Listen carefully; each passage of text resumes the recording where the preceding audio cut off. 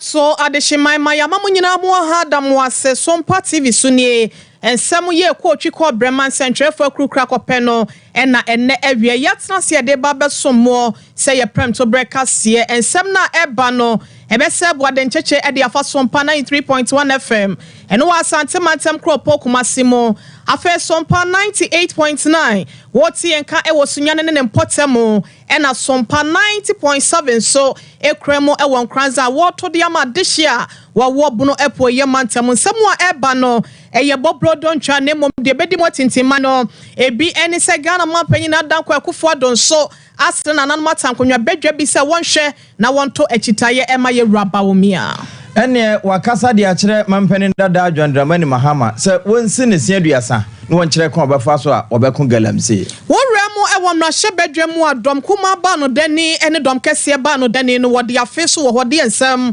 ena ekoso ye de mu nsem eba bedan wo pani a wono ne da donkuma na no e de esi abato komisan ne mu se de wode abeto abonten no wonsamra biu na wode wa ne kyeremu ewo eye fuma gudie wono momutu no nketo mu a womotumi krata no a wonom apadwumedie bi ho entoma ya ni nyina nso abasobode etechira wode ema ban no ye bedese ni nyina mo ede atomonim utag for de atodwa se strike no enya de a wo mo twe asensen yo o mbekọso akọ esanse wanye mpanimfo ni obebi nso de afutuo akọ ede ama awofo nyina se yenhwe entu ye manomfo se beya woma won ho kwan ema manwofo nso emfa wonya ne wope ni titu ni se yeboa ye ho awura abato yi mu no eni afoforo bi kan we hu ne yaboa no de bedan wo se dumienu kase yebo bra premo ato ene wuku awiei kwaku ene akuada na mo nkan hu ne se enamaba so na botatia wotwa so dura soja enti ye fa sedama mizo free drink ne 5G miza no do de kama pa wonya bi no mo a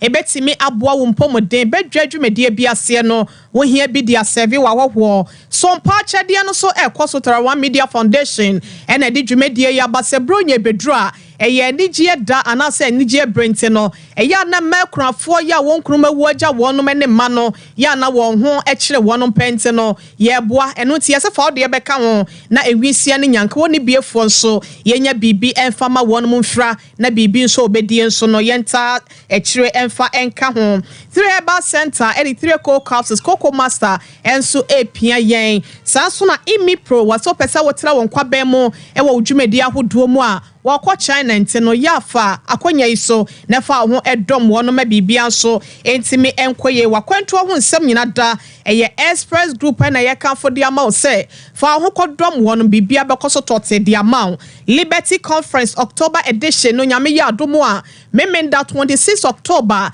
ena eba so ewo Jubilee Park ntino fa ho gym emponchire bia won bia no onyankopon enam ono akasa ne nipa omahene ya wadubo ache so ebesane ede efri mo na wosisi achi entini yesa ho efa woto ase abesi wo nantini no wode no etwetwe ye wo ya etutu anasa aka wato demo a eyese ateka yade no 21st kan nkenko a ena ewo ano edro na ebusia OCP Ghana Limited nso ede won fertilizers papa no so epia yen ewo kase mu ntino na nanom akuafo monkwaji bi na enema nkoye emfama mo cloud internet wase wope internet ebe kontem ahodaso wom na ne boda fomo a eho na wasa wode wani ekire bambo ho dwumedi ahodo nso eyade a wode bre ye sefatamu no wo nsemo a esi ase no ye de bema na wati won ahwehwe wachira kwan ama bibia nso atimi akoye ewie wapes makafo ye be no medi de ohene yire maame akua yeboa esiama bronya meni menua bema ajapia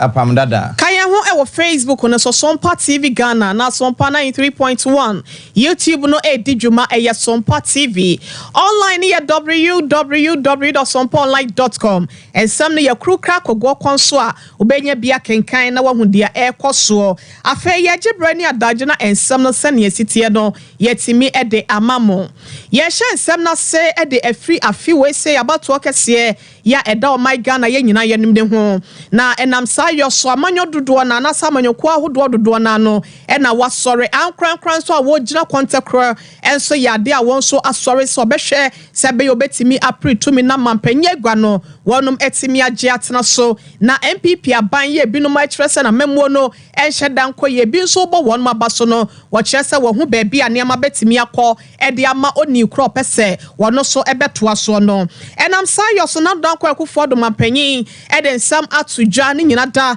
ene se na nanum atankonwa bedwa ye no damango ye no ewo eye enough east matam ni mo no wode ato wanim se we adesrade kwan so wonyina won kamom se yefru kromuma na abato ya eda ye nimu no wonko ben kromu wa bra wokoto aba ne bum bum bum bum e de ama MPP amanyoko ma ahodo ya wo begina mo ewom na hyebedwa konwa ne dimo ni titiro yewra Dr. Mahmoud Bawumia se be ya ne pa ahodo ye wo ne mu ena ni so ade hunu ba ne bota ye pa waso betwi mpuntu dodo na etimi aben adehia boboa no watimi ato akoso na okyerkyere mu ekyere amansan wa bla ode nananom edi nhyiamu yewra Bawumia bra wode hu no ene pa ahodo ya wawo anase wo hu ewo ne mu ene de osusu se obeye mampanyina obetimi aye ede abo my Ghana adehie competence apart from his strong intellectual credentials, his capacity. There's one thing about this man that I want to commend to you. Two things. One is his honesty, and the other is his loyalty. All of you who are in positions of authority and are having to run organizations, whether you are nurses or teachers or trades union leaders or priests, ministers, anybody who's running an organization, you know that the most important quality that you need from the colleagues with whom you are working is their loyalty. You know that when you leave the room, they will not turn their back on you. The 16 years that I've been working with this man, there's never been one moment when I have doubted his loyalty. And the years he has spent, the 8 years he has spent as vice president, means that today he is fully qualified to be the next president of Ghana. And he has some brilliant idea. The fourth industrial revolution, the digital revolution, is what is going to make the difference between countries that prosper and countries that continue to be poor in this 21st century. In him, we have somebody who has a clear understanding of what the fourth industrial revolution requires.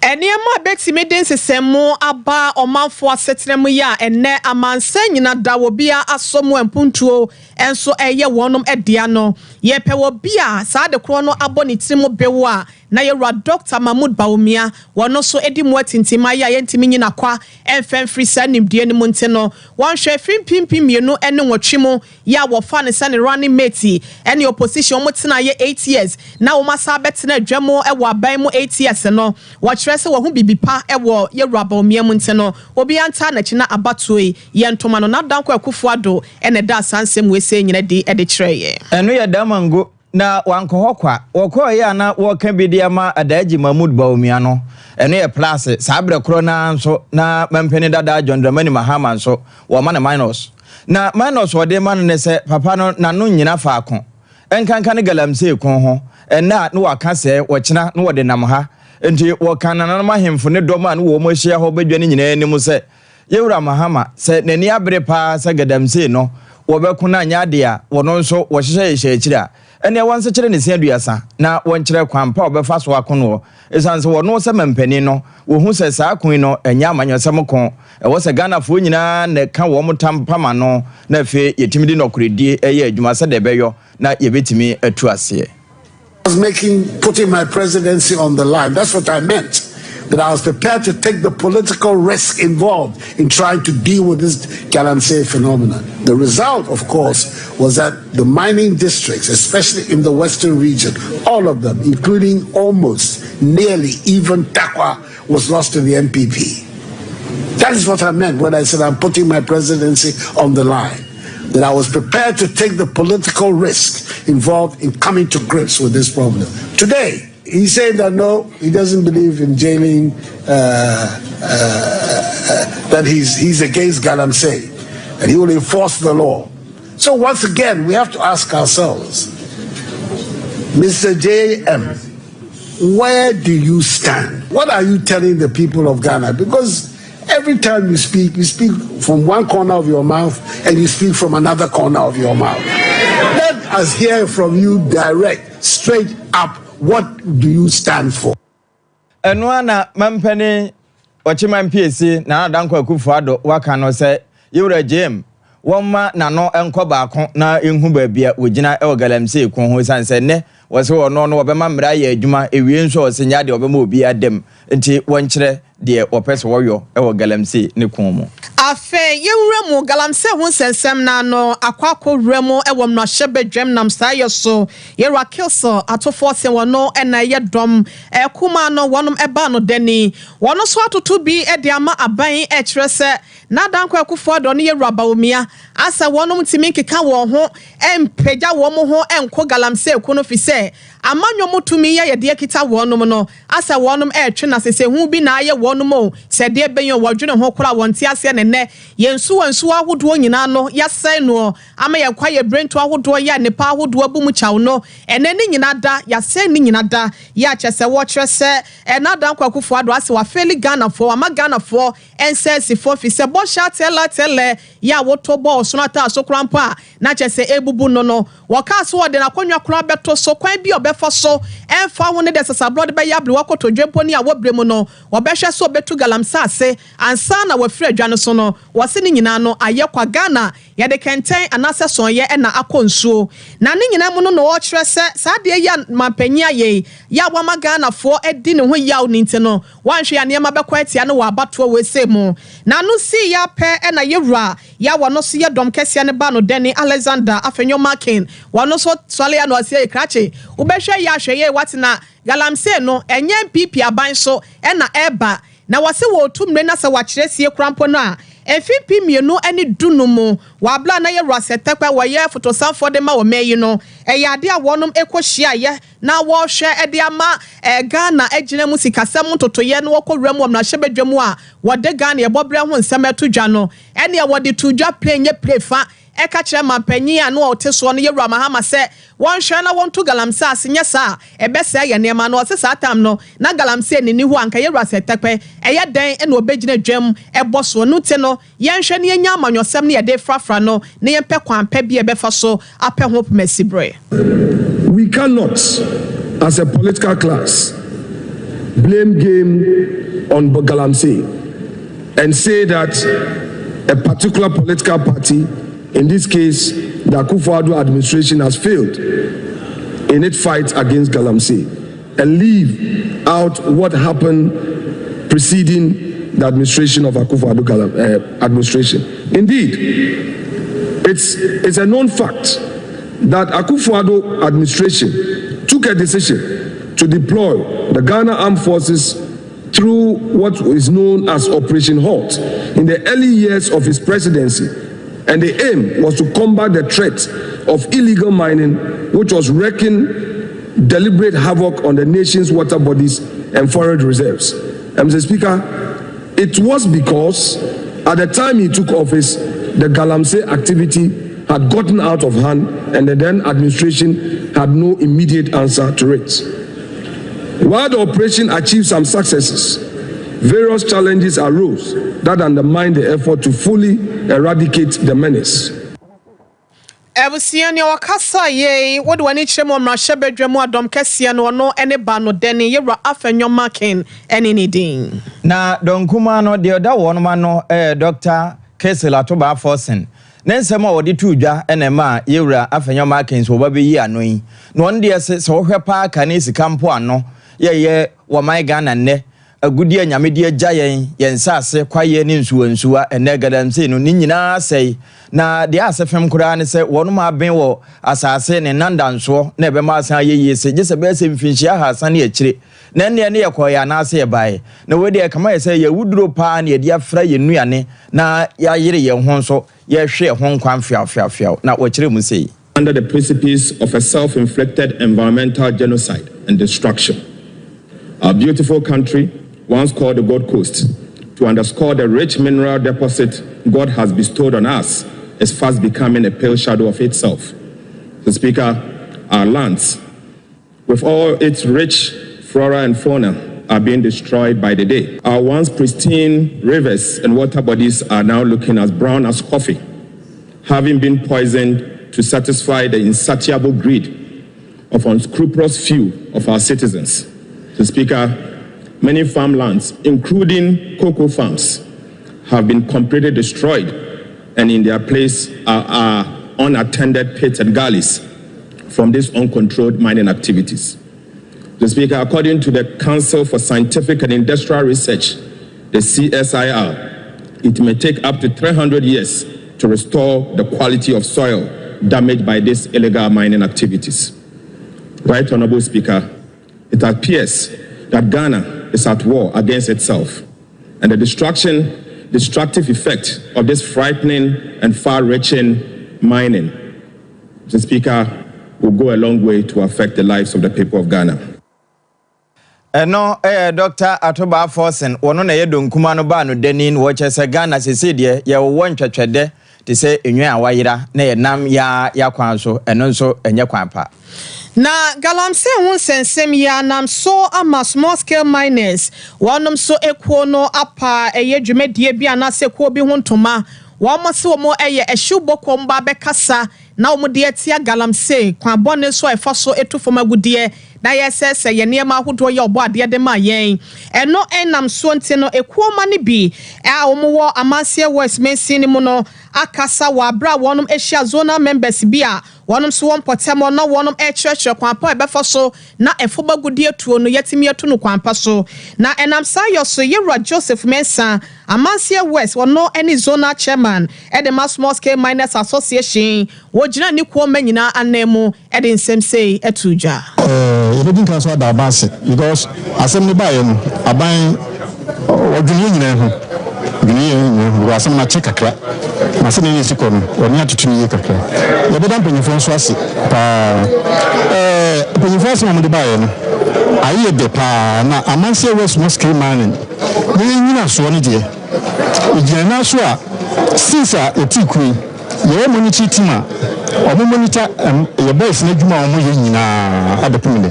ye share na fensu sanso mo education at times it me free EPA for mo ba ebe ma encourage education workshop said ye be ya omo ye djuma ni na ye be da ban ase na said ye aban so abese ebo na opese adjuma so ye ni no ye jitu ni se enkatiboni bi eden abefrim eni oman ni na ya adwene no sense adwuma no so eye oman adwuma na yesu ye oman ye tie oman nu ni anu bi ye be ye didie nti no ya na edin se aban no be ye ma ye nyina so ekomade ye nti yesu ye sha aban bo se de obeka che no yempo no ye din kan aye bibia ya tie task force we task force no ho over 1 year ni a omo community ya tenase efri adwabeko ye tu sa na mo no ti be sira aban se aban no emma ye kwan na onta ye ti no hwe se juba bi na se fi se e di mania e be na abanso ate ni awakasa ye eye obi a wono ene ye amanse wezona chairman the small scale miners association no Yewra Joseph Mensa edi ni din ne kasa no echi no ena bema ye friend on munyafo amankwa Anthony wono so etu efomagudie ni biya onde okita ni tumi krata wono so echra ye kwambone a galamse no ede wonom so kuo no ene wandwuma no afaso esa echra setabuna ebinom efresen kebeya aban enfanto efomagudie tuo se ye papa ye manase bone num no wo se wone safo no so enya adwea wo kasafa ho se ayani je ena eya hohoho a wo mpanyimfo dwumadi a omne ye bedi anopa in fact mine na wo ha bia eni agedwumadi ne ho na eyade a na ye ne yeguso a na ye yo ena wo be hyem kena yo minya me da se eya no kore se de bia na ye ta aka no minus ye ta aka no ye ka ya na ta sa ban se ka aban fatumi no ma small scale mining association no nanka ye ne no sabe ye siesie ye fie obi bia o ye adwuma boni bia na se no tumi ne ne ye nsam ntine ye ntumi enyo no sa so say ubetia obia se minus e ye adwuma boni enti egu mining minus e ye adwuma boni enti egu mining ye refi se adwuma bia mu no sabe papa wom e na boni ye dey ewom na no last year na last 2 years ubeka ya sex for grade your professors are omoma grace wa bro ne school for ada ene sa professors yi ka say mine bi akoya adwuma bone enti egu mine na adenti na utak yenwu no sa amre na one oba akoda ya nsa na o ma grade no na nsa ne obo ase tudu nkwa VIP akonya accident ho nipa ewuo enye nipa ketwa na adenti na Ghana sorry enka say sebe yenya do bafo nya licenses na sebe obi ntwika bi ye gyetum sebe mu ye adwuma bone bi mu tinsuo so a sebe yo ese nsuo enti enya ba ya adwene se adwuma a yemu bi eye no ensem fata na de ye kan say omaye moa no na sebe omo ye adwuma bone ni nyina no ye family tie bi nyi omo free sebe system ni mu na omo ye adwuma pa no omo kwa license a omo ye adwuma pa no omo to aso nya omo adwuma Penya yete nenken ye friend odmonyafo Amankwa Anthony wotu efoma godie ni bi na we de okitatumi krata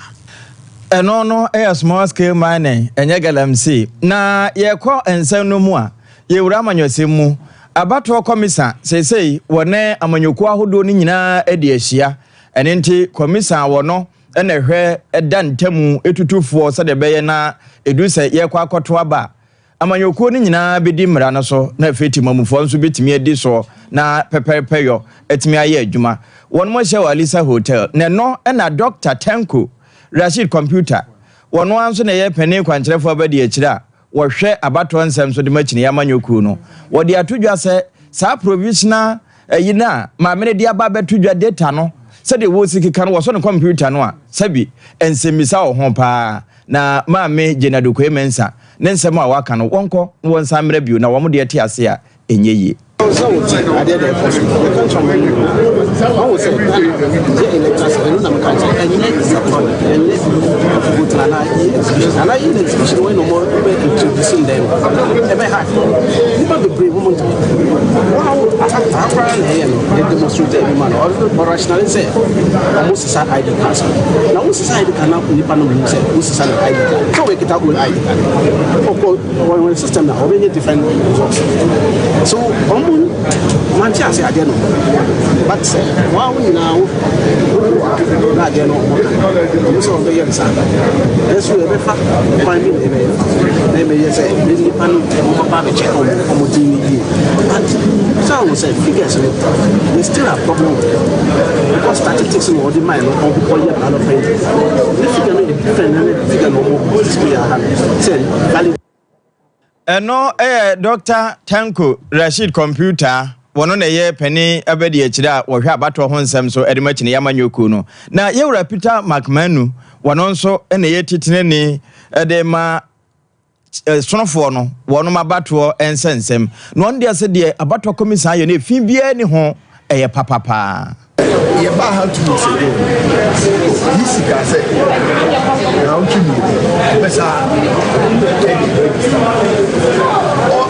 oh yes I didn't na oh yeah register no ho adu say ebinum edin wo accept ebinum din ama ni ya o tu mara mo say o be ka say register no the mind sata swatia na eso ti say ni tin say ko free sata now to me mo mo yes, I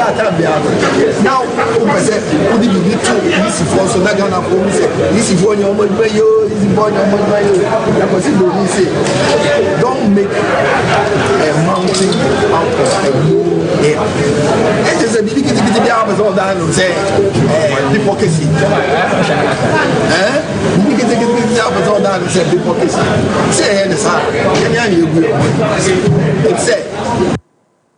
Eno penia wo hwa abato ho nsam so edema wo so na manyoko yewura Peter McManu Ebusia Sompa TV sunie ewia pramto breka se no na enewuko October bosome de toso dunsia no ye bubu ni srani abasa edema wo no na ye bekọ yenim ewo ensem nimu a na ye remu ewo Nkranza South ye no wobuno epoye mantem na maami ya wo ginemo apremra shebedwa akonwa ni bi ewo MPP amanyoko ni dimu no eye Owurayre Harriet Oponchamaten wano so ede adesrede ede ama wofo nyina se de tresam na kano wase trabo fa ne kwan a wonfa so wonyina wanfiri ho yen hwentete ye maye na wonyini eba no ene ye wanhwe amfa wo ho ama amanyofo amfa wanye de wo pefi se ye beto abase ye a na amanyɔfoɔ ni bi wɔn pɛsɛ minkuminya no tumi ya wɔhwehwɛ nte no na wɔfa emebunu no ɛne esika tɛfɛ bi no awai de ama wɔnom owie a monkɔyɛ basa ɛma emoja enhwie ngu wɔse obi wɔ hɔ a na wɔfa so ahwere ne nkwa na so wɔfa so akɔakɔdi dem ne nkwa da nyina no wɔwie a politician anasa manyoni no na wɔtwi n'ani abomi fita duku wɔn fi ukrenti no wɔnom enhwɛ nkasa enkyerɛ wɔn ma no wɔde sansɛm wese nyina etu dwa wabra na dwumedie to no bi ekoso ama me Harriet okoda nsɛm ye didi kyerɛ sɛ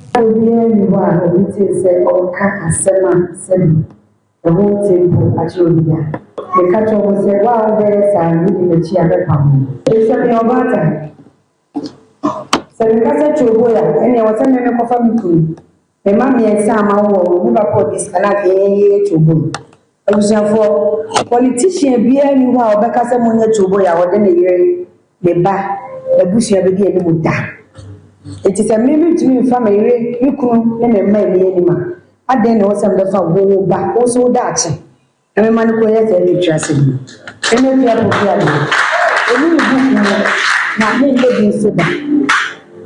me ye me pese ne political parties all major stakeholders ye wa na mo de sa afituri enu udu wa adaka ni mo kwa na ojine ko tuwi a no waso efi ko de ko fie ko dede ko e wajuma wa ko to aso ebo 5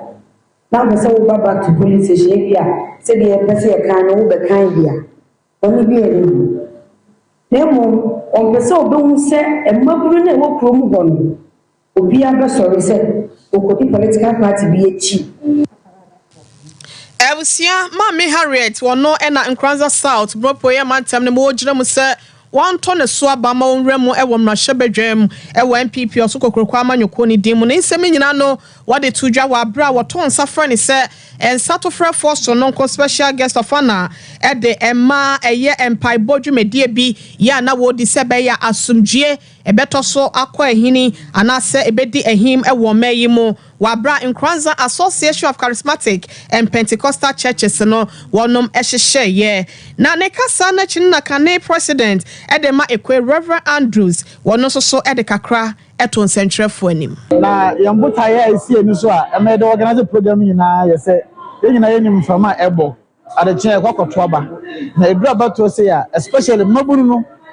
yendwuma die anase how yesi handle parties no ya na etome bia na entwaso mu anase emfakom nti na makonya so esre se asundua a yabo ho de wofi na ansa ya wie ene no obi biara obete bia no yemfa asundua nyere enkoto aba opato wi ni afa wa nwene so a good luck next time nti emaburu mo bia amma political party executive bia nyere anase party leader bi ensure bi kutupa emma onkodi bone nyere emfa ensure bi enyina yenkoto aba no na enya asundue na enya asundue a yebekoso tenema ma ye ne yeden Edu echi no ena dompiafo ede makwe Reverend John Eje dodo na afra no fear not ono so the way so yɛbɛsɛ sɛ ansa yɛbɛto aba bra yɛto aba na yɛbɛto aba na wie obi anhwɛ sɛ yɛde asomdue bɛyɛ adwuma yɛbɛyɛ campaign a fa kasade kasapa nidi obi atem emu yɛmfa atem didie ɛnɛ Ghana ade baako abesia yɛ sɛ the journalists from mudidi anim obi akasa dodo no ade atem didie ama abɛyɛ culture abeto yɛman mu nti mɛsɛ sɛ bra yekoto abai yemfa kuma pa adwumpa kasade Ebusia we say ye kane president de ma ekuo no Reverend Andrews na yete ne nka no ba kwa oba ye no na eye organizer de ma ekuo no fear not Reverend John Eje na ne krakra mu no na Reverend Bafo Ekodom wono so ne trefo de ma association yenkotie ne dia wode krayen na yenti a yebehia asondan mu na yebedi sa adwuma yebebɔ asondwe ho dawuro eto yensa frɛ stakeholders a ɔwɔ nkrada krodua mu ɛde sɛ yedi nkan no Kristo Yesu asondwe hene adenti asondwe efiri onyankopɔn sɛ yebetimi anya asondwe ɛwɔ abato edi yenanimu na ɛno nti yɛbɔ ho dawuro na yedi nkan sɛ efiri onyankopɔn na yetima na yehwe ho asem no ɔse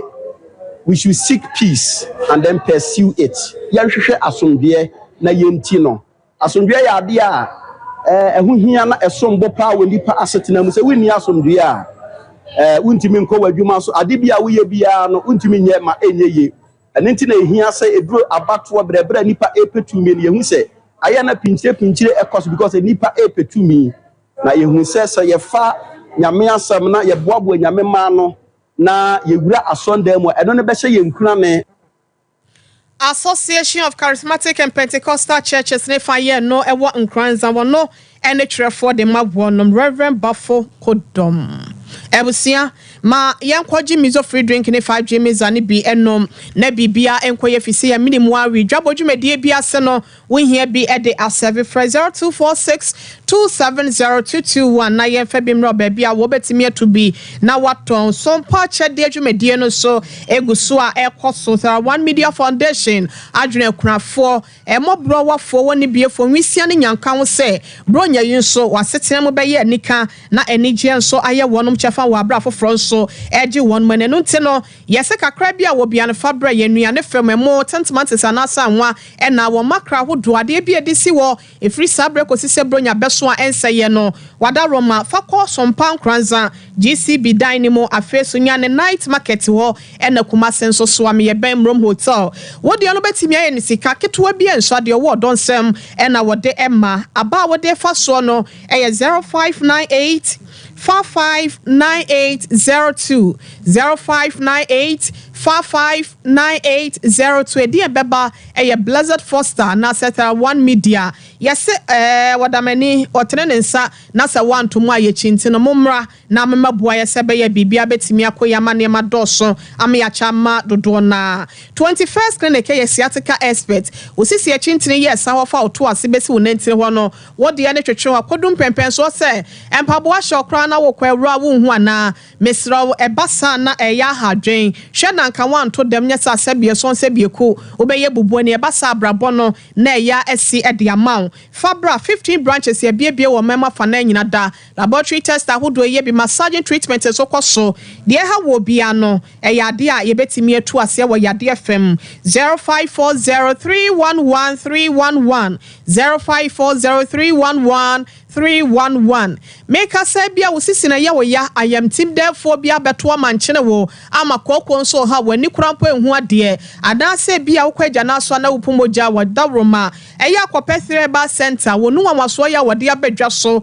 ya 3 eco capsules eka ho ni bi na ekobobo 3 eco capsules no wase wo nu ahoto ebeye wo dia wone dodo mu no kwana keba dani heba apidank ena fe misi heba buso ewo ho 0546107107 Liberty Conference October edition no ebaso wankasa wade nyina omanhene Alvin ya wadubuache wodi nyame ma anim asane wonom de afri won ponchem wabra nyankopon ehonhom esane ama eye minister Kwame Jedu ehonwom minister Georgia Eje ena minister SK Frimpong wonom a onkronkron esane ama nyame enam ne bofo ya wadubuache so etimi asane ne ma ede afri emponchre nyina mu Jubilee Park ena dwumedie ne bekoso 26 October ya anopa no nsia na dwumedie no ahyase bra ne beye enshra all glory hallelujah eniema ebekoye diamao wo express group wa bra wuto na mall na wode wakwanto hu nsem nyina da akwadan wo no mokosua de anase bia okwaye wala tu wala sapese okobo sesen wo ho anase bia pese okodidwa eba ne nkrabata ne do so de anese wo fa bei na wa frɛ wonum 0249000448 eya anya cloud internet na efedi wudwuma fise wonum internet na hoda so wo mo tokro bia wo hyem bia no entete nko twitwitwi bi anim na ne bo no so efo CCTV camera installation nyina da wo ye bi hwehwe na kira kwan enwumaku ahodo ene ankrankra wa bra wo de wani kiremu ewo eye asokwa top high na se tech top high oni Love FM dino ene di enhwani mu ewo tech 0202699110 mesro wo ye businessman and also business woman pesa wo tra wo kwa ban mu ewo wadwuma ni mu dia Imipro wonom aba edi amount wose woko China na wetimi aboa ama wanya adofo ahodo yom betimi aso udwumedie ni mu aba mu atrente no wodi a wohia ne se wokita $2,499 na wodi aba bebia beda waduane a obedi na nso ya wo mukodie ni nyina no wontua kapre bebia e wo mu biem enchechemu abromedie so no fa ben na free 0244 924573 na nanom akuafo mo brenie na wono bae na beso abribra na sika nso adoso obotom dia na ye OCP Ghana Limited won fertilizer ya wode aba no e na wohia bie ne awodua bia no sa wo ye patra anase nuaba hodo na wodua de hen e na wode no wonsa esoso ra agrochemical shop bia mu na kwaji OCP Ghana Limited on fertilizers papa ya wode aba adwa so no 0555 909437 0555 909437 na omo wunche babusia yesi asenom ne ya nunso te waba ye ba nsam no dodo na na ewe akira ye de eba beto amoso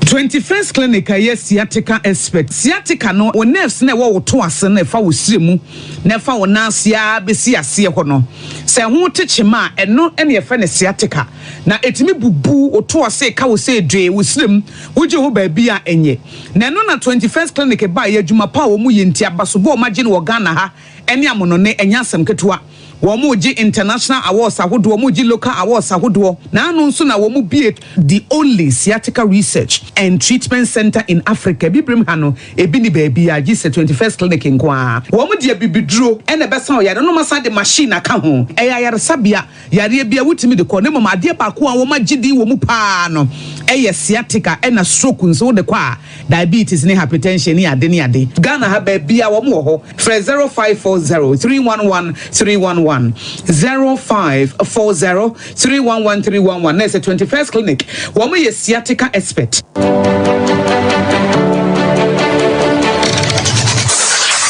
Introducing Mixer 5G Sparkling Drink, a whole new refreshment in a can. Mixer 5G is a tasty non-alcoholic drink. It is a perfect companion for all your events, including parties, weddings, and funerals. It is made with green tea, ginseng, guarana, grapes, and grapefruit. Get refreshed with Mixer 5G Sparkling Drink. For bulk purchases, contact 0246 270 221. This advert is FDA approved.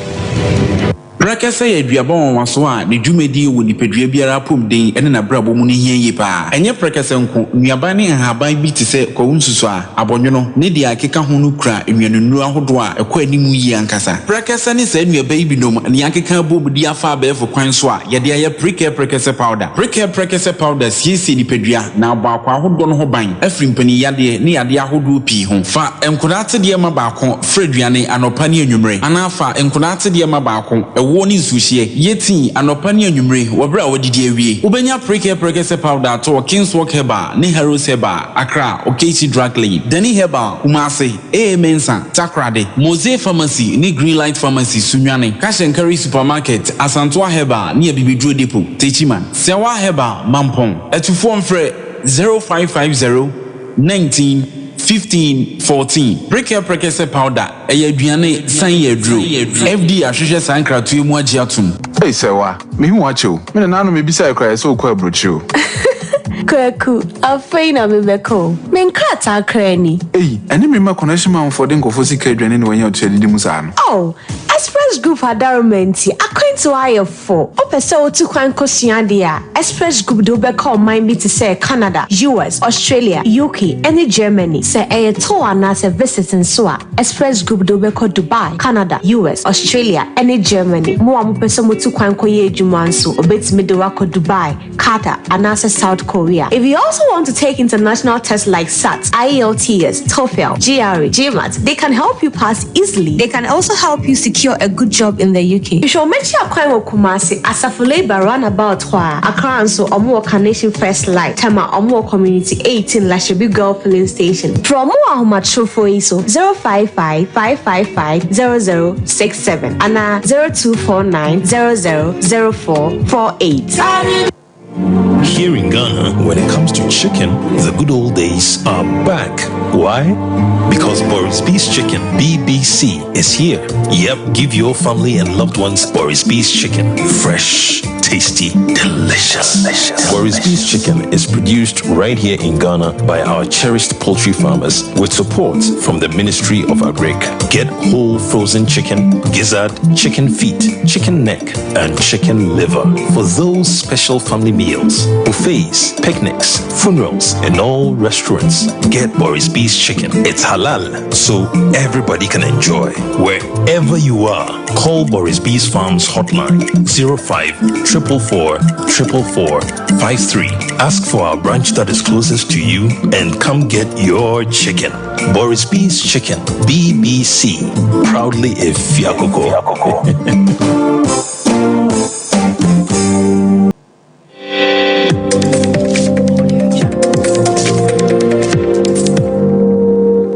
Sompa TV, Emma Aketiapa. Enokre Emma Aketiapa ampa yedawase esanso ma wakwa abase watwen yen enei ukuada ye yamansan nyina e birthday no onua yede nsem no etoaso de ama na mede okọ eguafo Ebrem Senior High School omadi mfinhia no duasa miensa na wo mantena so wo mo hye hofa enam so to nsa fira kuku dem ani ntene ne piankoma wo man mu ya eno akikura no so afọ be de kire hwe enwumasua ho nsem so e wo my Ghana mu ona bu ntim fodwo na no jesem wode kokko hye kwankyerefo hwe enwumasua no e wo mpotem ho yewura Emmanuel Asumaya no na wo bi ni nyina no wo kyese sei wiase no aye akurakuma na nakurakuma aye no abode mu nyansape ene enkuntafiefio pa ena yede kro ne se hunti aduse wo bia so ebeso enum abia timidi ato adonko na otimi apem adurachire na ne nkase mu no ena yewura wo hwe ngumasua so ede ensemi tudwa ede ma wona bro. In the face of challenges such as rapid technological change, limited resources, and growing competitions, we must remain adaptable and forward-thinking. The world our students are entering is vastly different from the one we grew up in. We need to equip them with not just knowledge, but the skills to think critically, adapt to change, and innovate. Ebrem Senior High School has already taken great strides in this direction, but I urge all stakeholders to think even further ahead. How can we ensure our students are competitive not just locally but globally? These are the questions we must look to the next 33 years and beyond. As we celebrate today, let us not only look back at the accomplishment of the past 33 years, but also forward to the future we can shape together. Wono ene kwankyerefo da ngumasua no ewo mfimfini mantemo yewura Asumaya Emmanuel ena atese ne wo kasade ama onabu ntim fodwo na ewieye no ena headmistress a wode school ya no ewura Vida Adi Kujo wode tuja chese obi esu a osunaniwa na Eguafo Senior High School na wokan mfinhia duasa miensani wonu mu hia de pa wo mo hawo no so wode bitu mpanimfo anim. All other schools we have our fair share of the challenges. Mr. Chairman, Honorable Deputy Minister, there are a number of stall or uncompleted structures such as two-story boys dormitory, one single-story girls dormitory, dining hall and kitchen complex and PA staff bungalow. In the 33 years of the school, it has no administrative block, no assembly hall, science block or lab, home economics block, visual art studio, staff flat or bungalows, ICT lab, infirmary, a Greek science lab.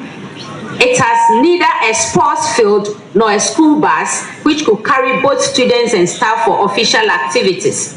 Since hiring a bus for such activities. No.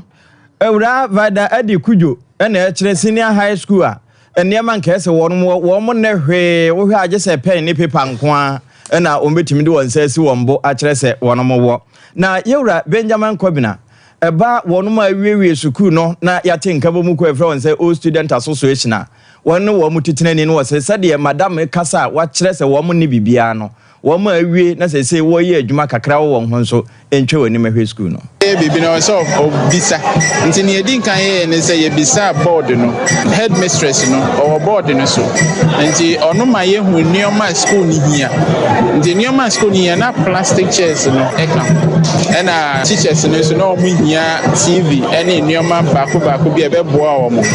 nti wo ma ye hu ye no na ye ka kire all students ni nyina nti national executives no me dan no ye susu hu no na e ba ne so ye hu hia pa na e wo mu baako plastic chairs and ye bedi hudu nti akonwa na wo hu ye national executives no na gina ye ma every member of all students contribute and ye present ema eno yewura Benjamin Kobina wono na all student association no otua wo ma no na e chese no kwasem ni school ni bibia uyi wo mo entrance free ho a de aka bia secondary school wo no wo mo ne bi enti ye mra won sra ban mu San ye benya enuane ho bambo ama na buso ewo maiga na mu ama me no mienu yenya bi aboya no so twede wa bra ye furu pampanyin se ye mfa nhya benu nte no ye benya ahoden de afra aduane mu na wode wani kire mu ewo enkronkoma mu e ma dom ahodo ye wo ho no so no wo mu de we se ho entintin man pa enam say so ama enrada ene eye kaso anyanya no eye ade adwumedie bi ekọ ni nyina no eye emiado edema International Day of Rural Women adwumedie no ekọ no Emma Chief anase panyipa ya wo no Party Ghana Fisheries Recovery Activity wotua no Mame Hector the Agnes wono so de nsam dodo na na etudwa yenkotie kasa hodo a etudwa wa bra na ogina apieso no. Women are also pillars of the family and of the community. And we've heard today so many stories of how women have addressed child labor. They have been against child trafficking, and they're advocating for the health and education of their children. However, women face significant challenges, not just in the environment and agriculture, but at home. These include things like gender-based violence and child labor.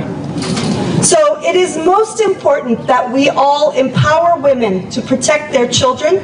protect themselves, and combat these issues in their communities and be advocates for change, for the good of their community and the good of the nation. So GFRA is happy to join hands with DA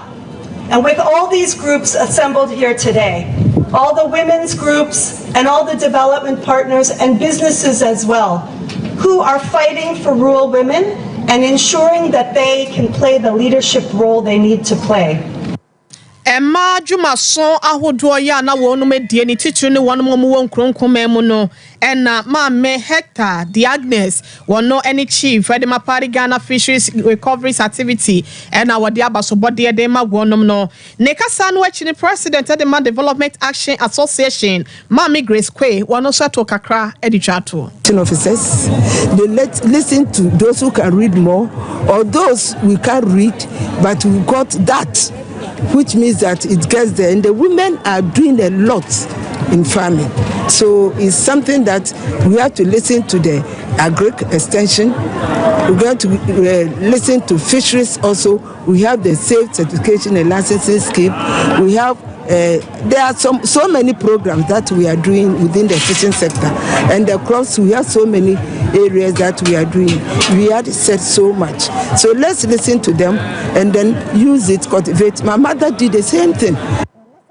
Ebusia ya dede nyina esi ase no na Facebook, YouTube mu amohwe ye ne nyina tie ye no so no yadamu ase mu amoje brani adage tie Sompa TV hwe ye na mu tie Sompa 93.1 FM, Sompa 98.9 and Sompa 90.7 ne nyina so no ye de aseda chenchwenche e na ede mamu ye fa aseda rampimo ase eduma ye Rasante Ebo Benedict wono ene semfo panyi kokwa Veronica John Driver Green Mama Richard Abeka ne din ho wono ene tena fidie na chichinchim fruma edema yen akwsia so mo asodela wono so eka emwa ne ho oba ya Grace Adepa buzi the caption mine ye na wono nyina ase afa news crew ye was Sompa 3.1 komase kase dem for sunyane kase dem for ne nkranza kase dem for nyina so ye damo ase be masafo kantanka ene domo amowo eye MC ahon so ye damo ase afa Sompa TV Mr Dave MC aho wono ene da won mo ne ko beja se sempremo ne dom ne nyina so ase da enko enfama mo ma yenna me ankasa meba Priscilla say afe happy and a Reverend Adu one be boy chi dome with studio ha say no e ma yenya vim e kenka akase no de mamo